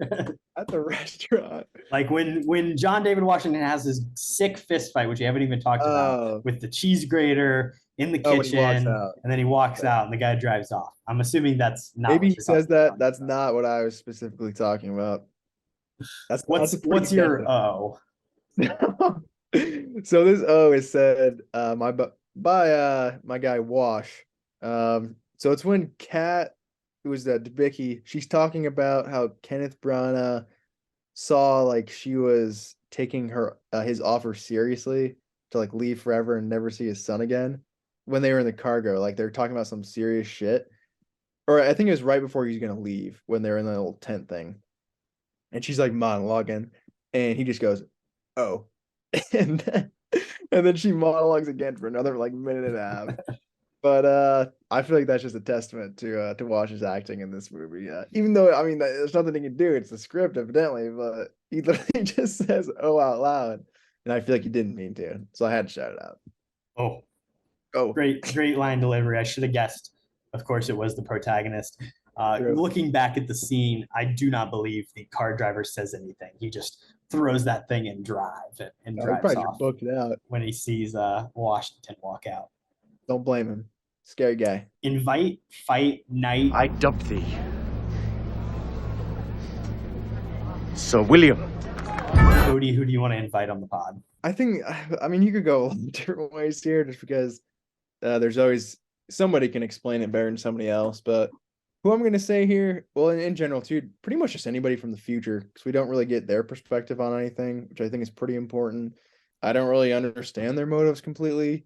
I guess by like killing everyone in the past, is that just like peace of mind? They end their suffering in the future, but they've already lived through it. So, but what do they care? I mean, we're still alive, so it's a mess. It doesn't really make sense. I mean, also the grandfather paradox. I feel like they don't really believe in it, but at the same time, So even if they kill everybody, Well, I guess I mean their plan is to wipe out all existence. Like this will collapse all of time in on itself, as far as I'm aware. It'll invert everything. So like it's not necessarily destroying the past. It's like it will destroy everything instantaneously. right. But Why because don't of they climate like change, like is what it's all about. They're pissed off about in the world of nuclear. I don't know. and they have to do it in the past because that's where it was hidden, I Yeah, guess. yeah. That's well, no. But They're gonna do it in the future because oh, they're that gonna dig it that up. It was hidden in the past. Seder finds it, reassembles it, and then tells them where it is for the future to dig it up in Stalls 12. okay, so then they're gonna set it off in the future, but Yeah, then which will then destroy everything simultaneously. why though? Because I mean, we would just keep living out, so we don't even. The entire future will become inverted. So the entire world will simultaneously start moving backwards, which will then disrupt all of time and it will collapse in on itself. With the new device or whatever. I got you. Yeah.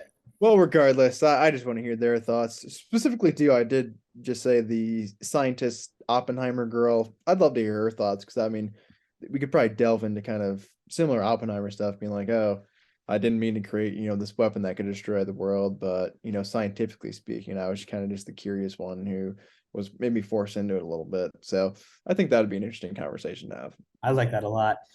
For me, I gotta get to what's the deal with this Arepo guy? He's fucking mentioned so many times, and I know we're led to believe that maybe he was murdered by Seder and his cronies, but let's get him before he gets killed. Let's get Arepo on. I mean, Goya, Forger, other career paths he had. I don't know. Let's talk to him. Art forgery. I mean, this guy's an expert. If you guys have seen the show White Collar, he'd probably fit in great on that show. But yeah, I'm on board with that. Kind of a dope name as well, Arepo. So yeah, bring him on. And then also the character of Mahir, who's played by Hamish Patel, the guy from Yesterday. I don't know. He seems like a chill dude. He's just kind of always there to help out. He's not super involved, but he seems like a good time. I'd grab a couple of drinks with that guy. Not his character in Yesterday, though. Just in this movie. Oh, really? I haven't seen that. But yeah, Himesh is him. I back it. Like it. Fight, Kody. Who do you want to fight? On my end, it's gonna be the protagonist, unfortunately. Could you take him? Well, yeah, fair enough. But mainly it's just because like I probably would lose the fight to be fair, but he's just not smart. I feel like he couldn't figure out that he hired Rob Pat after the entirety of the movie. I feel like if you can't figure that out, you're kind of just a dummy. Like, no offense. And in the future, he's like this super suave guy. This is the beginning of a long, beautiful friendship. Actually, I mean, it's definitely like a Casablanca reference. I feel like a little bit, but I kind of dig that dialogue. That'll come up later for me too. So shut up. But yeah, I don't know. I just feel like he could do a lot better. It's completely obvious the entire movie, kind of, I think, where it's going, or Rob Pattinson has known everything the entire time. Then he won't tell you like, oh, like who hired you? What's going on? I don't know, dude. Like, there's a bunch of time travel, and it seems like you guys are pretty good boys already. So I'd say you got a pretty good piece in all of this, but I don't know. I think he deserves a good smack, and then maybe his head will just clear up and it'll all make more sense. Smack some sense into him. I like that idea. I mean, I think Arepo, again, we got to throw him out here. He's got to get fought. I mean, I understand why Seder threw down with him. $8 million forgery, also sleeping with his wife. I mean, that's a tough look. Not a great guy. I'll also throw out, however, the waiter at the restaurant, the snarky guy that John David Washington's got a little beef with before seeing Michael Caine. That guy's, definitely a little racist, definitely a little snobbery. Definitely that dude needs to get a smacked around a little bit. It's actually a great pick. I think that was one that flew by me, but that is probably the obvious pick here. And yeah, are you gonna knight Arepo too? Or are we going for the triple here, or what's going on? Well, I'm gonna knight Michael Caine because he's a Brit, and we gotta knight our Brits when we can. And of course, in this movie, his character is knighted. I mean, he's Sir Crosby. Yeah. So shout out to him. Shout out to Michael Caine. Arepo, not deserving. Not yet.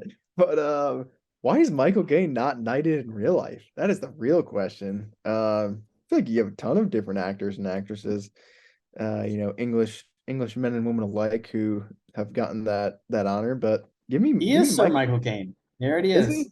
Well, I'll take it back. Knight him again because he's that freaking cool. He's cap knighted. I mean, just because the fucking No. century-old royals do their bullshit. That doesn't matter. He's Cap sir now. Yeah, true. Love me some Michael Cade. My knight, you already mentioned him. It's my boy Mahir. I've been holding on to this the entire episode, but I really like this character for some reason. He has, I think, maybe the best piece of dialogue in the film where they're talking about, obviously, running the plane and doing this heist. And John David Washington's like, oh, this is a bold plan. It's like, I'll take bold. I thought you were going to say it's, insane or crazy or whatever. I feel like this guy's got crazy charisma. I don't know why he wasn't in the movie more. Even his kind of, scenes at the end with Debicki, I thought were pretty funny. So give me more of Himesh. Like I said, Himesh is him. Give me all of it.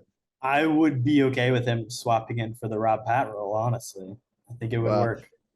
I would be okay him swapping with Wash, if I'm being completely honest. But yeah, Okay. Rob Pat is a dog in this movie, so I don't know what that's about.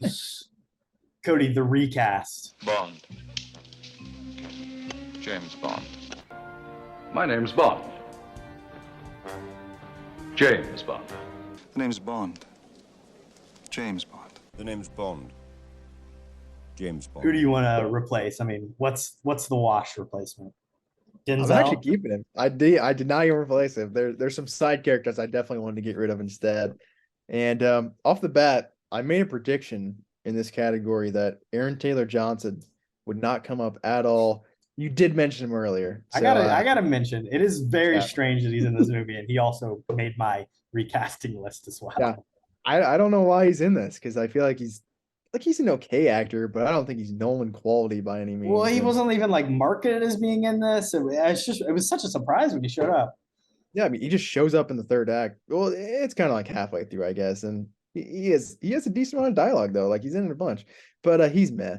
My replacement for him, coming off the Bear season 2, give me Shane from The Walking Dead, dude. I mean, this guy's insane. I feel like he's John Bernthal. Yeah, that guy, Shane, good guy. I mean, he's played the soldier before too in Punisher. He's really good in the Bear season 2 as well. So I think he'd pretty much be good in anything. But that was my main pick on that. Who do you want to replace ATJ with? Well, I went for a Nolan classic, and it's got to be Tom Hardy. He's the guy. It would make the most sense. I'm sure this role seems written for Tom Hardy almost. Yeah. And it's like, oh shit, he's unavailable. He's off doing whatever. We got to get fucking Aaron Taylor Johnson as the replacement. I mean, okay, whatever. Aaron Taylor Johnson is like the B-Tech Tom Hardy. I feel like they look kind of similar. They really do. So. Especially with like the beard he's got in this and like the military, like I could see Tom Hardy totally just popping in and doing this. Yeah. And it would have been way better. That role was 100% written for Tom Hardy. I think that's a good point. I do have another one I thrown out here. I want to get rid of Kenneth Branagh for obvious reasons. I had trouble thinking of somebody. I was trying to think of like just genuine Russian actors. I was going to throw in Anton Yelchin, but obviously, RIP, so can't do that. I don't know. I was thinking about throwing out yeah, see, like you go older too, like, oh, I was gonna say Schwarzenegger, but that's a joke. What about Anthony Hopkins, man? I don't know. That'd be okay. Like, he could do a Russian and he wouldn't do it as extreme, and like that guy's menacing. You just obviously gotta change some plot points here and there, but you wouldn't have to, I don't think, overhaul the script entirely. Vicky's character would probably be a little bit, you could make it like a daughter thing instead, and that'd be 10 times better probably too. Be a lot more interesting, and it would make a lot more sense. I like the Hopkins almost better because age-wise that makes more, because the thing is you have to set the character and make him old enough to have like been around during the Cold War and like helped clean up. So like that kind of limits things a little bit. If you somehow change the story and make it like a younger troubled villain, let's make fucking Cillian Murphy the villain of this movie. Dude, like, that guy's scary as shit. I want to hear him do a Russian accent. And I think him and Debicki would be a lot more like, makes sense as like a potential relationship. They're on a similar age. They would kind of fit well better together than her and Kenneth Branagh, I think. I like that a lot too. I mean, you're just swapping in basically the entire Nolan catalog here, which is definitely understandable. But yeah, that kind of like this role kind of seems like it was written low-key for Cillian Murphy, honestly. So I'd love to see him do a Russian accent as well. So I back both those. Maybe in like 15 years that's the kind of roles he can be. But who knows? True. Jeff Daniels can replace Martin Donovan at the beginning? Just switch out white guys that kind of look similar and who's a better actor? Sure. Jeff Daniels is okay. He's a pretty good actor, I guess, but I don't really need him in the movie for 10 minutes. I want it. I need it to happen. Fair enough. I back it. The rating, Kody. How low can you go? Do you like me? I believe that and this has not happened much, but I would think that my rating will be lower than yours this week. Might have to check out the last time that's happened, but I think I'm gonna go with a 48 out of 69. That's still not a bad rating, I don't think, by any means. I just did my letterbox. I mean, I have it at a 3-star. Like, I still think this is a decent movie, and it is one like I kind of wanted to rewatch it now that I understand it a little bit better after kind of just talking on the pod here. But yeah, I think it's all right, but I would be shocked if your score was not a little bit higher than mine here today. I will say this is a movie that is extremely rewatchable for that reason. And like in the same way that we talked about like The Prestige being like one that just like on the second watch is so much better. This one, like, yes, you can't think about it too much, but like when you like first get past the initial understanding and you can like really succumb to it and just enjoy what you're watching, it becomes so much better and so much more interesting. For me, I think it's like a 4-star movie, and I'm going to place it at a 55 out of 69. Very nice. Yeah. Respect to it. I think that's a fair score.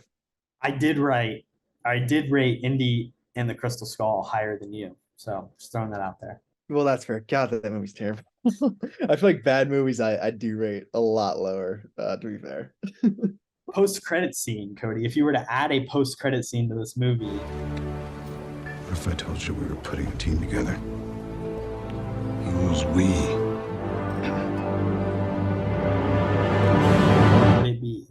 Yeah, I get trouble coming up with someone with this one because I mean you can go like full sequel territory and kind of write the next movie. I kind of just wanted a fun kind of wrap up thing that because I don't think we ever will get a sequel, but this would be like one scene from a sequel, like at the very beginning that I would want to see. So basically, it kind of just opens up with my boy Wash. He's like recruiting Robert Pattinson in the future, basically, to kind of, join Tenet or whatever.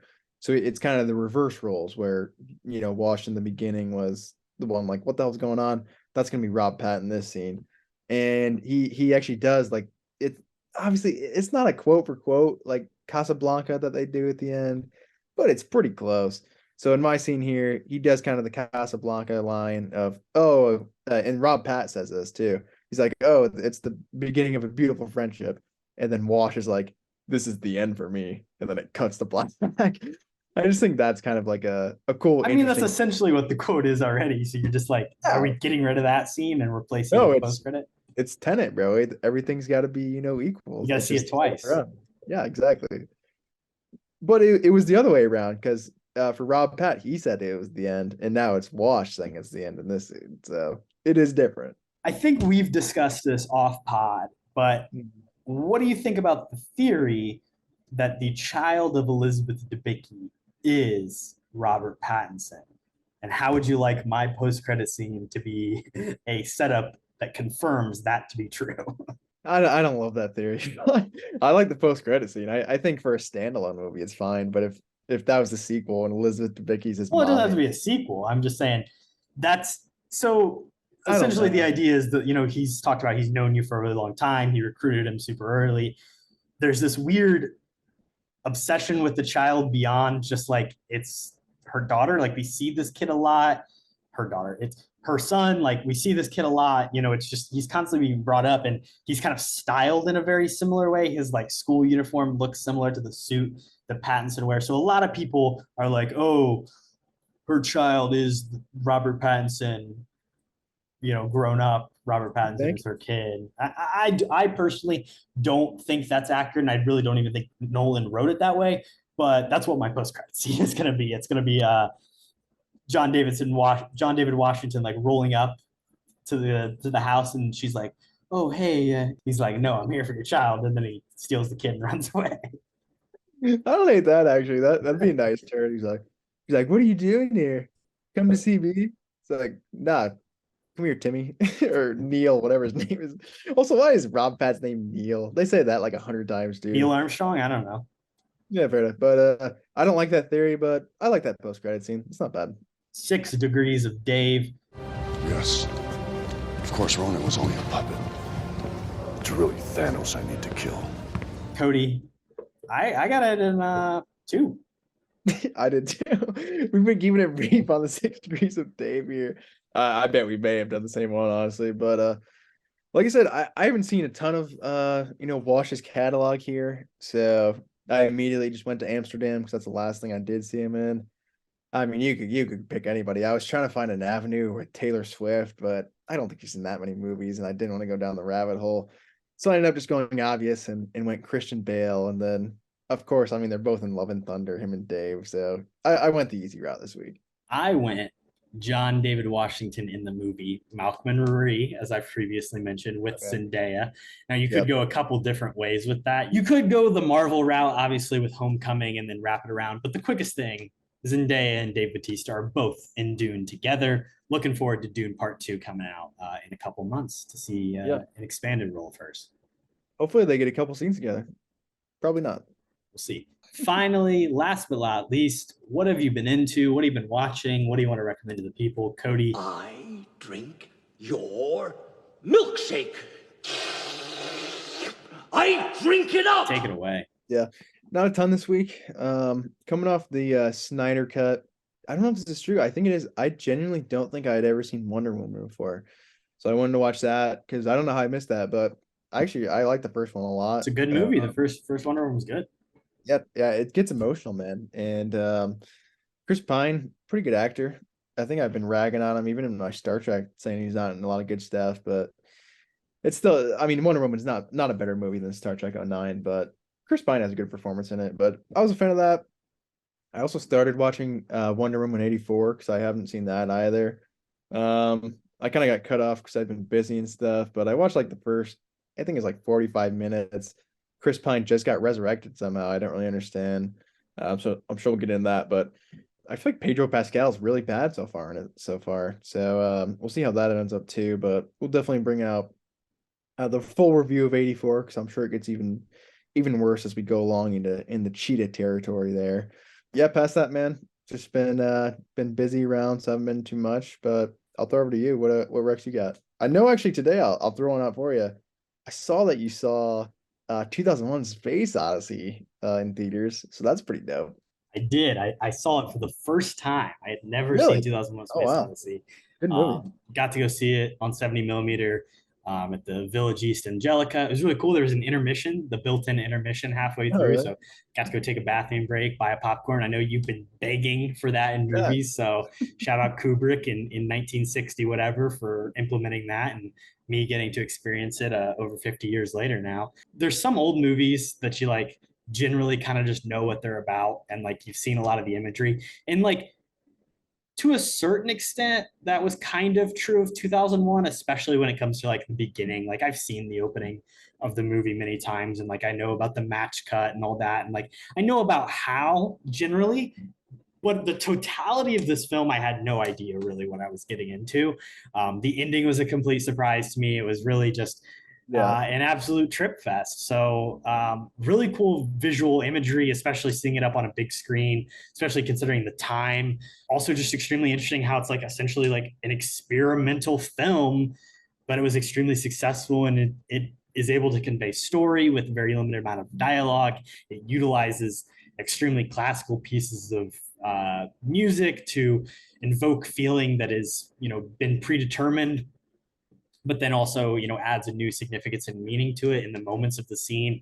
And also like, as we look at the strike and things that are happening with AI right now and the prevalence that it has in our conversations and the way that like ChatGPT, even in the last year and a half, has become more prevalent and expanded in the abilities that it has, this movie's kind of scary. It's something to look at. And I'm still just kind of beginning my deep dive into like the greater meaning and what Kubrick really kind of put into this film. But I don't know. I think it was really interesting and I really enjoyed it. That is weird too, how it's kind of topical with AI now. So I didn't even think about that, but cool sci-fi movie, but it definitely gets trippy. I do like that movie a lot. I saw Chungking Express, which is a Wong Kar-wai film. I talked about Fallen Angels earlier in the year on the podcast that I saw that in theaters. This is his movie right before that. I think I prefer Fallen Angels, but just like visually as a filmmaker, Wong Kar-wai is just so impressive. And he tells these really interesting, intimate stories about like love and lust and affection. And I would really recommend checking out some of his movies just to kind of expand your worldview, get a taste of Hong Kong cinema. And then on top of that, I watched Joyride, which is the new kind of like girls trip-esque movie that's out now. Some people describe it as like the Asian girls trip. It's got Stephanie Hsu, probably most primarily known from Everything Everywhere All at Once, and then a few other, kind of up and coming actresses. It's a comedy film that to me was not extremely funny. And I said that last week about No Hard Feelings as well, which is kind of a knock. I think this one maybe even had less laughs for me, definitely less laughs for the theater as a whole. I think the trailer of this movie is very funny, and I think there's some good moments in it. To me, they were really the only highlights of the actual film. And then even in the film, they don't work as well just with the way it's paced and the structure of it. So that's kind of unfortunate. There's some like convenient plot details that happen. But I will say as an emotional dramatic piece in the third act, it is extremely effective.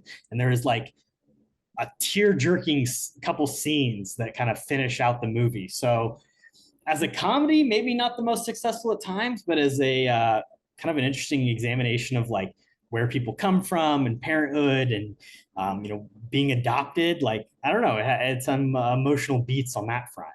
But yeah, that's mostly what I've been into recently on top of 2001 today. That's interesting. Yeah, I mean, maybe it's just mismarketing a little bit. I did see the trailer as well. I can't remember what movie it was for. I played before, but it looked okay. But I feel like comedy trailers do that a lot, where they give everything and it is kind of out of context too, so it's even less funny. The Campaign is one I always say for that. A really, really good trailer, but really terrible movie. Yeah, shout out Stephanie Hsu. I think she's dope. But hey, it's cool that comedies are back in theaters and doing somewhat well. I'm going to continue to go see them, and I'll let you guys know whether they're any good or not. Last thing I got to mention, I did finish my original Planet of the Apes franchise complete binge. So Battle of the Planet of the Apes was the final one. How did it end? The budget was slashed astronomically for this final film. Something interesting, in the older days of sequelization, every time you would make a sequel, your budget would essentially be halved because there was no expectation that the sequel would make more money. Nowadays, if you have a successful first film, you sometimes will get a larger budget for the second film because people expect maybe that movie will have a greater fan base and then will cause it to make more money. In the old days, they just continually lowered the budget. When you get to the fifth installment in this Planet of the Apes franchise with Battle, man, they're really just like working with what they have. They're reusing these fucking sets. They're out in the wilderness. For a movie that's called Battle for the Planet of the Apes, I saw someone kind of say like it's more like Skirmish for the Planet of the Apes. It's like one pretty mid fight scene at the 2/3 mark of the film, and I don't know. It is kind of a sad conclusion to what is a really interesting and iterative franchise that was constantly kind of adapting and changing time periods and changing settings and finding new ways to keep the story interesting. Battle is just kind of this like really lame, not even like war film, just like poor film to finish things off. I don't even know how to describe it. Dang. Disappointing end to the Apes binge. That is tough. I'd have to check out the TV series to get a little bit of love back. Any final thoughts on Tenet, Kody? I think it's one episode. Interesting film. Definitely one too if you haven't checked out. Just crazy stuff overall. But yeah, I think that's pretty much the gist of my end. Do appreciate all you guys, and definitely stick around for more Nolanisms coming up. Oh yeah, stay tuned for coverage of some new movies in the coming weeks. Peace. What you just said is one of the most insanely idiotic things I have ever heard. At no point in your rambling, incoherent response were you even close to anything that could be considered a rational thought. Everyone in this room is now dumber for having listened to it.